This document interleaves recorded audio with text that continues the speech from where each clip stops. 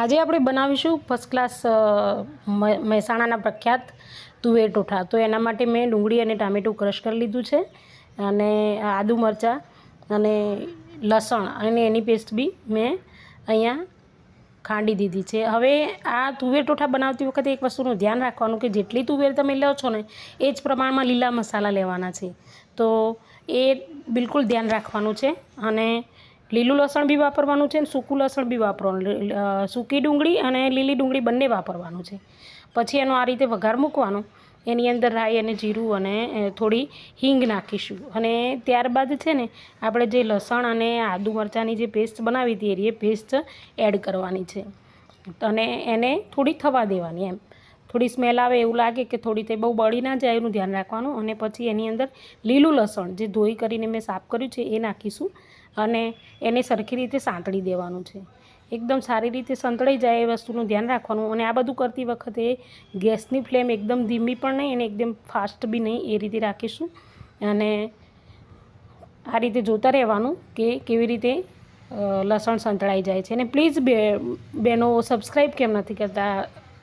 હું જ્યારે પણ વિડીયો બનાવું છું કોઈ સબસ્ક્રાઈબ નથી કરતો, પ્લીઝ તમે સબસ્ક્રાઈબ કરજો ચોક્કસથી અને આ રીતે બનાવજો ને મને કોમેન્ટ કરજો કે તમારે કેવું બને છે।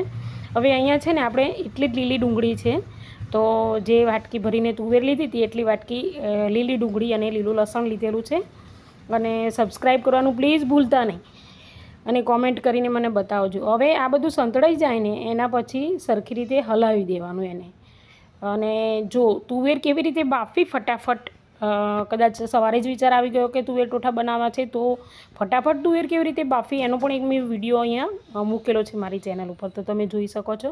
જો આ રીતે સંતળાઈ જાય ને એટલે એની અંદર હવે આપણે પેલી જે બનાવી છે અધકચરું, એને પ્લસ મોડમાં રાખી અને બનાવેલું છે ટામેટાની ડુંગળીની ગ્રેવી, એમ ફૂલ ગ્રેવી બનાવી નથી એને, અને બસ આ રીતે એને સાંતળી દેવાનું છે। તમે જુઓ કેટલું મસ્ત સ્ટ્રક્ચર આવી ગયું છે, એની ઉપર તેલ પણ આવી ગયું છે। હવે આ કન્ડિશનમાં આવે એટલે એની અંદર બધા મસાલા કરવાના છે કે એની અંદર મેં કાશ્મીરી મરચું પણ લીધું છે, રેગ્યુલર મરચું પણ લીધું છે અને હળદર અને મીઠું નાખવાનું છે અને ધાણા જીરું, અને પછી એની અંદર એ બધું એડ થવા દેવાનું અને થોડી વાર રહેવા દેવાનું, એટલે બધા મસાલા છે ને એ લીલા મસાલાની અંદર મિક્સ થઈ જાય। એટલે આ રીતનું જો આ રીતનું સ્ટ્રેચ આવી જાય ને એટલે એની અંદર આપણે તુવેરના ટોઠા નાખી દઈશું જે બાફીને મૂક્યા છે એ એડ કરવાના। થોડુંક જ પાણી રહેવાનું છે, અડધી વાટકી જેટલું, અને એને થવા દેવાનું। અને ત્યારબાદ પછી એમાં એનો સ્પેશિયલ મસાલો મળે છે, એને ના મળે તો તમે ઘરમાં હોય એ પણ નાખી શકો છો।